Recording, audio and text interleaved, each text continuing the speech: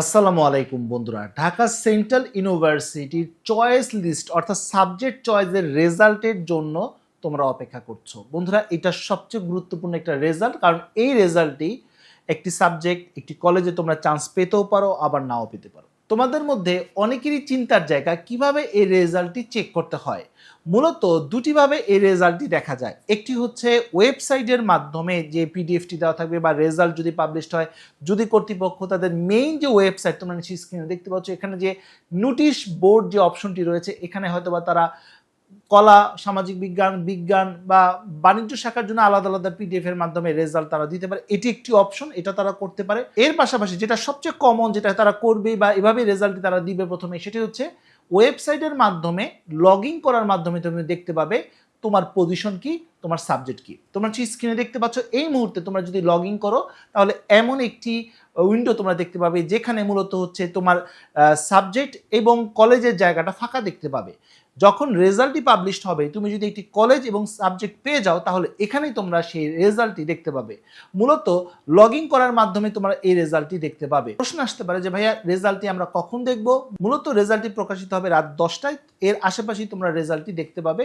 তবে প্রাথমিক অবস্থায় যেহেতু অনেক শিক্ষার্থী এখানে অ্যাপ্লিকেশন করেছে, তাই লগ ইন করতে গেলে হয়তোবা এইটার ওয়েবসাইটটা ওপেন নাও হতে পারে, সার্ভার বিজি থাকতে পারে। তাই একটু অপেক্ষা করবে, 1 ঘন্টা 1.5 ঘন্টা পরে চেষ্টা করবে, ইনশাল্লাহ তুমি তোমার রেজাল্টটি দেখতে পাবে। বন্ধুরা, রেজাল্ট পাবলিশড হওয়ার পর একটি মিশ্র প্রতিক্রিয়া দেখা দিবে। যারা একটি কলেজ এবং একটি সাবজেক্ট পাবে, তাদের অবশ্যই নিশ্চয়ন করতে হবে।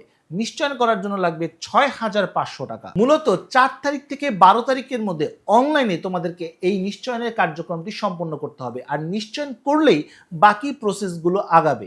আর যদি তুমি চান্স পাওয়ার পর নিশ্চয়ন না করো, তাহলে কিন্তু তোমার এই চান্সটি বাতিল হয়ে যাবে। তোমার সাবজেক্ট পছন্দ হোক বা না হোক, বা কলেজ পছন্দ হোক বা না হোক, তোমাকে কিন্তু নিশ্চয়নটা করতে হবে। আর নিশ্চয়ন করলেই মাইগ্রেশন আসবে, নিশ্চয়ন করলেই পরবর্তী মেরিটগুলোর জন্য তুমি এলিজেবল থাকবে। সর্বমোট অর্থাৎ ফার্স্ট মেরিট, যেটা এখন রেজাল্ট দিতেছে, এটাকে যদি আমরা ফার্স্ট মেরিট ধরি, তাহলে চূড়ান্ত রেজাল্ট পর্যন্ত সর্বমোট 4টি মেরিট লিস্ট প্রকাশ করতে পারে কর্তৃপক্ষ, এবং এর মাঝখানে 2টি মাইগ্রেশনের রেজাল্টও রয়েছে। রেজাল্ট পাবলিশড হওয়ার পর কি করতে হবে, কি করতে হবে না, যারা চান্স পাবে তাদের কি করতে হবে, যারা চান্স পাবে না তাদেরই বা কি করতে হবে, এই বিষয়গুলো নিয়ে আলাদা একটি ভিডিওতে বিস্তারিত আলোচনা করব। তবে ব্রিফলি বলি, যারা চান্স পাবে, একটি কলেজ পাবে, যদি এই চান্সটা তোমার জন্য গুরুত্বপূর্ণ হয়ে থাকে, সাবজেক্ট এবং কলেজ পছন্দ না হলো, তোমাকে 6,500 টাকা দিয়ে নিশ্চয়ন করতে হবে। তবে এই টাকাটি কিন্তু তুমি আর ফেরত পাবে না। অর্থাৎ অনেকেই জিজ্ঞেস করতে পারো, ভাইয়া যদি পরবর্তীতে আমি যদি ভর্তি না হয়, এই 6,500 টাকাকে আমাকে ফেরত দেওয়া হবে কিনা?